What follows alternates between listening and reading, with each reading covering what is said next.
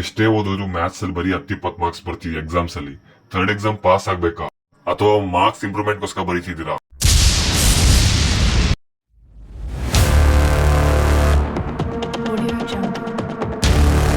Hello guys, ನಮಸ್ಕಾರ. Welcome to my new video. ನೋಡಿ, ಇಲ್ಲಿ KSEB ಬೋರ್ಡ್ ರಿಲೀಸ್ ಮಾಡಿರುವಂಥ SSLC ಮಾಡಲ್ ಕ್ವಶನ್ ಪೇಪರ್ 2023-24 ಇಯರ್ದು ನಿಮಗೆ ಡಿಸ್ಪ್ಲೇ ಮಾಡ್ತಾ ಇದ್ದೀನಿ. ಇದರಿಂದ ಏನು ಯೂಸು ಅಂತಂದರೆ, ಮಾಡಲ್ ಅಂದರೆ ಏನು, ಮಾದರಿ ಅಂದರೆ ಈ ಥರನೇ ನಿಮಗೆ ಕ್ವಶನ್ಸ್ ಕೇಳಲಾಗುತ್ತೆ ಅಂತ. ಎಕ್ಸ್ಪೆಷಲಿ ಮ್ಯಾಥ್ಸಲ್ಲಿ ಮೆಥಡ್ ಸೇಮ್ ಇರುತ್ತೆ, ಆದರೆ ಕ್ವಶನ್ ನಂಬರ್ ಚೇಂಜ್ ಮಾಡ್ತಾರೆ. ಅಂದರೆ ಕ್ವಶನ್ ನಂಬರ್ ಅಲ್ಲ, ಕ್ವಶನಲ್ಲಿ ಕೊಡ್ತಾರಲ್ವಾ ನಂಬರ್ಸು 2x + 3x ಅಂತ, ಆ ಥರ ನಂಬರ್ನ ಚೇಂಜ್ ಮಾಡ್ತಾರೆ ಅಷ್ಟೇ. ಆ ಮೆಥಡ್ಸಿಂದ ನೀವು ಆರಾಮಾಗಿ ಪಾಸ್ ಆಗ್ಬೋದು 36 ಮಾರ್ಕ್ಸ್ ತಗೊಂಡು. ನೀವು ಪುನಃ ಡಲ್ ಸ್ಟೂಡೆಂಟ್ ಆಗಿದ್ದರೆ ಒಂದು 5 ಅವರ್ಸ್ ಬೇಕು. ಇಲ್ಲ ಅಲ್ಪ ಸ್ವಲ್ಪ ಇದೀನಿ ಅಂದರೆ ಜಸ್ಟ್ 3 to 4 ಅವರ್ಸ್ ಸಾಕು, ನೀವು ಮ್ಯಾಥ್ಸ್ನ 36 ಮಾರ್ಕ್ಸ್ ತೊಗೊಂಡು ಪಾಸ್ ಆಗ್ತೀರಾ. I ensure for that. ನೀವೇನಾದರೂ ಸ್ವಲ್ಪ ನನಗೆ ನೀವು ಏನೇ ಮೆಥಡ್ ಹೇಳಿದ್ರು ನನಗೆ ಅರ್ಥ ಆಗೋದಿಲ್ಲ, ನನಗೆ ಮಾರ್ಕ್ಸ್ ಬೇಕು ಅಂತ ಇದ್ದರೆ, ವ್ಯಾಲ್ಯೂಯೇಷನ್ ಮಾಡ್ತಾರಲ್ವಾ ಅವರೇ ನಿಮಗೆ ಮಾರ್ಕ್ಸ್ ಹಾಕಿ ಪಾಸ್ ಮಾಡಬೇಕು. ಅಂದರೆ ನೀವು ಒಂದು ಆನ್ಸರ್ ಶೀಟ್ನ ಯಾವ ರೀತಿ ಬರೀಬೇಕು, ಈ ರೀತಿ ಬರೆದ್ರೆ ನೀವು ಪಕ್ಕಾ ಪಾಸ್ ಮಾಡ್ತಾರೆ ಅನ್ನೋ ಮೆಥಡ್ ಇದೆಯಲ್ವಾ, ಆ ಮೆಥಡ್ನ ಕೂಡ ಈ ವಿಡಿಯೋದಲ್ಲಿ ನಿಮ್ಗೆ ಎಕ್ಸ್ಪ್ಲೈನ್ ಮಾಡ್ತೀನಿ. ನಾವು ಕೂಡ ನಿಮ್ಮ ಥರನೇ SLC ಮುಗಿಸ್ಕೊಂಡು ಬಂದಿರ್ತೀವಿ, ಅದರಿಂದ ನಮ್ಮ ಎಕ್ಸ್ಪೀರಿಯನ್ಸ್ನ ನಿಮ್ಮ ಹತ್ರ ಹೇಳ್ತೀವಿ. ಅಂದರೆ ನಾವು ಫೋಟೋ ಕಾಪಿ ತರಿಸಿರ್ತೀವಿ, ವ್ಯಾಲ್ಯೂಯೇಟರ್ಸ್ ಎಲ್ಲಿ ಮಾರ್ಕ್ಸ್ ಕಟ್ ಮಾಡ್ತಾರೆ ನಮ್ಗೆ ಗೊತ್ತಾಗಿರುತ್ತೆ. ಆ ಒಂದು ಪಾಯಿಂಟ್ಸ್ನ ನಿಮ್ಗೆ ಈ ವಿಡಿಯೋದಲ್ಲಿ ಮೆನ್ಷನ್ ಮಾಡ್ತೀನಿ. ಅದೊಂದು ತಿಳ್ಕೊಂಡು ನೀವು ಆ ಥರ ಪೇಪರ್ ಬರೀರಿ. ನೀವು 20 ಮಾರ್ಕ್ಸ್ ಬರಲಿ, ನಿಮ್ಗೆ 28 ಮಾರ್ಕ್ಸ್ ಹಾಕ್ಬಿಟ್ಟು ಪಾಸ್ ಮಾಡ್ತಾರೆ, ನಾನು ಗ್ಯಾರಂಟಿ ಕೊಡ್ತೀನಿ ಅದಕ್ಕೆ. ಆದ್ದರಿಂದ ಈ ವಿಡಿಯೋನ ನೀವು ಎಲ್ಲೂ ಸ್ಕಿಪ್ ಮಾಡದೆ ನೋಡೋಕ್ಕೆ ಟ್ರೈ ಮಾಡಿ, ತುಂಬ ಇಂಪಾರ್ಟೆಂಟ್ ಆಗಿರುತ್ತೆ. ನಿಮ್ಮ 1 ಡೇ ಚಾಲೆಂಜ್ ಏನಿದೆಯಲ್ವಾ, ಅಥವಾ 4 to 5 ಅವರ್ಸ್ ಚಾಲೆಂಜ್ ಏನಿದೆಯಲ್ವಾ, ಅದು ನೀಟಾಗಿ ಕಂಪ್ಲೀಟ್ ಆಗಬೇಕಂದ್ರೆ ಈ ಒಂದು 5 ಮಿನಿಟ್ಸ್ ಅಥವಾ 6 ಮಿನಿಟ್ಸ್ ವಿಡಿಯೋನ ಕಂಪಲ್ಸರಿ ನೋಡಿ. ನೀವು ಎಲ್ಲಿಗಾದ್ರೂ ಹೊರಟಾಗ ಈ ಥರ ರೂಟಲ್ಲಿ ನಿಮ್ಗೆ ಹೋಗಬೇಕು ಅಂತ ಗೊತ್ತಿಲ್ಲ ಅಂದರೆ ನೀವು ದಾರಿ ತಪ್ಪೋಗೋದು ಸಹಜ. ಆದ್ದರಿಂದ ಈ ವಿಡಿಯೋನು ಅದೇ ಥರನೇ. ನೋಡಿದಿರಲ್ವಾ, ತುಂಬ ಇಂಟ್ರೆಸ್ಟಿಂಗ್ ಆಗಿದೆ ವಿಡಿಯೋ, ಮಿಸ್ ಮಾಡಿದೆ ನೋಡಿ.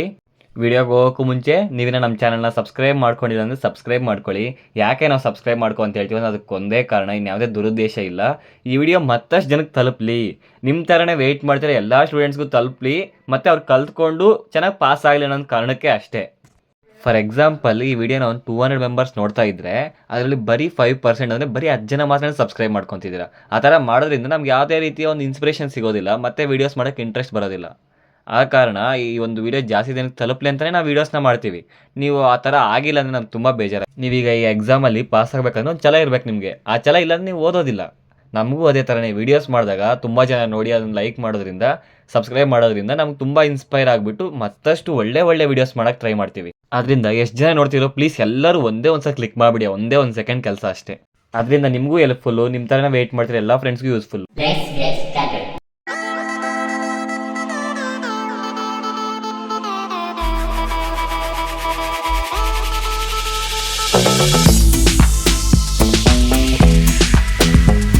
ನೋಡಿ, ನಿಮಗೆ ಕ್ವಶನ್ ಪೇಪರ್ ಡಿಸ್ಪ್ಲೇ ಮಾಡ್ತಿದ್ದೀನಿ. ಫಸ್ಟು 2 ಮಾರ್ಕ್ಸ್ ನಿಮಗೆ ಎಕ್ಸ್ಪ್ಲೈನ್ ಮಾಡ್ತಾ ಹೋಗ್ತೀನಿ, ಯಾವ್ಯಾವ ಕ್ವಶನ್ಸ್ ನೀವು ಓದಬೇಕು ಅಂತ. ಇಲ್ಲಿ 2 ಮಾರ್ಕ್ಸ್ ಬಂದು 17 ಕ್ವಶನ್ಸ್ ಏನು ಬೇಡ, 18 ಕ್ವಶನ್ ನೋಡಿ. ಸಾಲ್ವ್ ಬೈ ಎಲಿಮಿನೇಷನ್ ಮೆಥಡ್, ತುಂಬ ಈಸಿ ಕ್ವಶನ್. ಗೊತ್ತಿದ್ದರೆ ಪ್ರಾಕ್ಟೀಸ್ ಮಾಡಿ, ಗೊತ್ತಿಲ್ಲ ಅಂದರೆ ನೆಕ್ಸ್ಟ್ ವೀಡಿಯೋದಲ್ಲಿ ನಾವು ಪ್ರತಿಯೊಂದಕ್ಕೂ ಕೀ ಆನ್ಸರ್ ಮಾಡಿ ಬಿಡ್ತೀವಿ. ಅದು ನಮ್ಮ ಚಾನಲಲ್ಲಿ ಸಬ್ಸ್ಕ್ರೈಬ್ ಮಾಡ್ಕೊಳ್ಳಿ, ನಿಮಗೆ ಆಟೋಮೆಟಿಕಾಗಿ ನೋಟಿಫಿಕೇಶನ್ ಬರುತ್ತೆ, ನೋಡ್ಕೊಳ್ಳಿ, ಚೆನ್ನಾಗಿ ಕಲ್ತ್ಕೊಳ್ಳಿ. ತುಂಬ ಈಸಿ ಅಲ್ವಾ ಎಲಿಮಿನೇಷನ್ ಮೆಥಡು. ಆ 2 ಈಕ್ವೇಷನ್ ಇದ್ದಾವೆ, ಆ 2 ಈಕ್ವೇಷನಲ್ಲಿ ಒಂದು 2 ಟರ್ಮ್ಸ್ನ ಕ್ಯಾನ್ಸಲ್ ಮಾಡ್ತೀರಾ, ಆನ್ಸರ್ ತೊಗೊಬರ್ತೀವಿ. ನೆಕ್ಸ್ಟ್ ಕ್ವಶನ್ ನೋಡಿ, 19th question.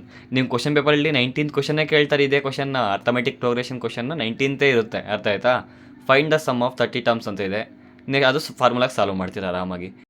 Common difference D ಮತ್ತು A ಕೊಟ್ಟವ್ರೆ, ಸಬ್ಸ್ಟಿಟ್ಯೂಟ್ ಮಾಡ್ತೀರಾ, ಆನ್ಸರ್ ತೊಗೊಬರ್ತೀರಾ. Next question 20th question, find the roots ಅಂತ ಇದೆ. ಅದು ಕೂಡ ಫಾರ್ಮುಲಾ ಹಾಕಿ ಸಾಲ್ವ್ ಮಾಡೋ ಕ್ವಶನ್ನೇ. ನೀವು ಫಾರ್ಮುಲಾ ಟೆಕ್ಸ್ಟ್ ಬುಕ್ಕಲ್ಲಿ ಇರುತ್ತೆ, ಇಲ್ಲಾಂದರೆ ನಮ್ಮ ಚಾನಲ್ನ ನೋಡ್ಕೊಳ್ಳಿ, ಫಾರ್ಮುಲಾ ಕೂಡ ಕೊಡ್ತೀವಿ ನೆಕ್ಸ್ಟ್ ವೀಡಿಯೋದಲ್ಲಿ. ನೆಕ್ಸ್ಟ್ ಫೈಂಡ್ ದ ಕೋಆರ್ಡಿನೇಟ್ಸ್ ಅಂತ ಇದೆ ನೋಡಿ. ಕೋಆರ್ಡಿನೇಟ್ಸ್ ಕಂಡು ಹಿಡಿದು ಇದು ಸೆಕ್ಷನ್ ಫಾರ್ಮುಲಾ ಹಾಕಿ ಸಾಲ್ವ್ ಮಾಡ್ತೀರಾ, ಫಾರ್ಮುಲಾ ಅದು ಕೂಡ. ನೆಕ್ಸ್ಟ್ ಕ್ವಶನ್ನು ಇಲ್ಲಿ ನೀವು 3 ಮಾರ್ಕ್ಸ್ಗೆ ತೋರಿಸ್ತಾ ಹೋಗ್ತೀನಿ ನಾನು, ಅರ್ಥ ಆಯ್ತಾ? 3 ಮಾರ್ಕ್ಸಲ್ಲಿ ತುಂಬ ಈಸಿ ಇದ್ದಾವೆ. ಈ ನೋಡಿ 28 ಕ್ವಶನ್ ನೋಡಿ, ಇದು ಫ್ರೀಕ್ವೆನ್ಸಿ ಕ್ಲಾಸ್ ಇಂಟರ್ವಲ್ ಕೊಟ್ಟಿರ್ತಾರೆ, ನೀವು ಇನ್ನೊಂದು ಕಾಲಮ್ ಎಕ್ಸ್ಟ್ರಾ ಹಾಕ್ಕೊಂಡು ಫಾರ್ಮುಲಾ ಹಾಕಿ ಸಬ್ಸ್ಟಿಟ್ಯೂಟ್ ಮಾಡ್ತೀರಾ ಅಷ್ಟೇ.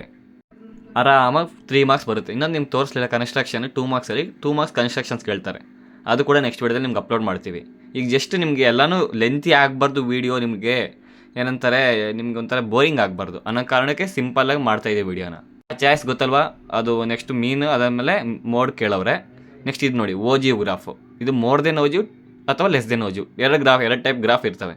2 ಟೈಪ್ ಗ್ರಾಫಲ್ಲಿ ಒಂದು ಟೈಪ್ ಗ್ರಾಫ್ ನಿಮ್ಗೆ ಕೊಡ್ತಾರೆ, ಅದು ಯಾವುದಂತ ನೋಡಿಕೊಂಡೆ ನೀವು ಆನ್ಸರ್ ಮಾಡಬೇಕು. ಅದು ಕೂಡ ನಿಮಗೆ ಕೀ ಆನ್ಸರ್ನ ಅಪ್ಲೋಡ್ ಮಾಡ್ತೀವಿ. ನೆಕ್ಸ್ಟ್ ಹಂಗೆ ಸ್ಕ್ರೋಲ್ ಮಾಡ್ತಾ ಹೋಗಿ. ನಿಮ್ಗೆಲ್ಲರಿಗೂ ಗೊತ್ತು 3 ಮಾರ್ಕ್ಸ್ ಫಿಕ್ಸ್ಡ್ ಈ ಒಂದು ಥೇರಮ್ಮು. ಸರ್ಕಲ್ ಲೆಸನಲ್ಲಿ ಬರೋಂಥ simple theorem 3 marks 3 steps 3 marks. Next question construction, ಇದು ಬಂದು 3 ಮಾರ್ಕ್ಸ್ ಕ್ವಶನ್. ಕನ್ಸ್ಟ್ರಕ್ಷನ್ಸಲ್ಲಿ ನಿಮಗೆ 3 ಮಾರ್ಕ್ಸಲ್ಲಿ ಒಂದು, 2 ಮಾರ್ಕ್ಸಲ್ಲಿ ಒಂದು, 4 ಮಾರ್ಕ್ಸಲ್ಲಿ ಒಂದು, ಎಷ್ಟು ಮಾರ್ಕ್ಸು ಒಟ್ಟು ಹತ್ತತ್ರ 9 ಮಾರ್ಕ್ಸ್ ಕನ್ಸ್ಟ್ರಕ್ಷನ್ಸಲ್ಲಿ ನಿಮ್ಗೆ ಮಾರ್ಕ್ಸ್ ಬರ್ತವೆ. ಅದರ ಸಮರಿ ಕೊಡ್ತೀನಿ ಇಲ್ಲಿ ನೋಡಿ. 4 ಮಾರ್ಕ್ಸಲ್ಲಿ ಅದೊಂದು ಗ್ರಾಫು.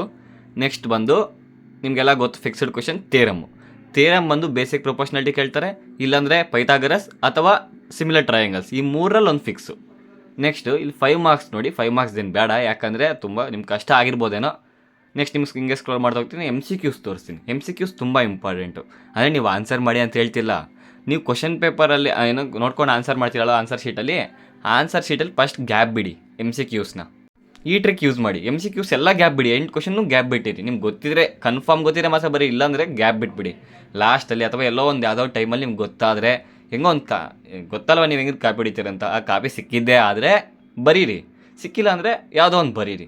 ಪ್ರತಿ ಮನೇಲಿ ಎಷ್ಟು ಕ್ವಶನ್ಸ್ ಅಂತ ಹೇಳ್ತೀನಿ ನೋಡಿ. 2 ಮಾರ್ಕ್ಸ್ ಬಂದು 6 questions, average time 2 hours. 2 hours ತುಂಬ ಜಾಸ್ತಿ ಆಯಿತು, ಬಟ್ ನೀವು ತುಂಬ ಡಲ್ ಸ್ಟೂಡೆಂಟ್ ಆಗಿದ್ರೆ, ಪ್ರಾಕ್ಟೀಸ್ ಮಾಡಿದ್ರೇ ಬರುತ್ತೆ ಅನ್ನೋ ಥರ ಆಗಿದ್ದರೆ 2 hours ಸಾಕು. ಅದು 2 hours ಆದಮೇಲೆ ನೆಕ್ಸ್ಟ್ ಬ್ರೇಕ್ ತಗೊಂಡು ನೆಕ್ಸ್ಟ್ ಹೇಳ್ತೀನಿ ಏನಂತ.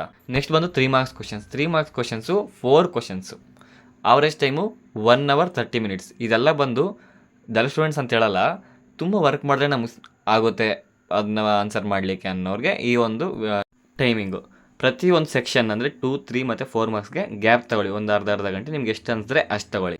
Next 4 marks questions. 4 marks questions 2 questions ಆಗಿರ್ತವೆ, ಆವ್ರೇಜ್ ಟೈಮಿಂಗ್ ಬಂದು 1 hour. ಪ್ರಾಕ್ಟೀಸ್ ಮಾಡಿ.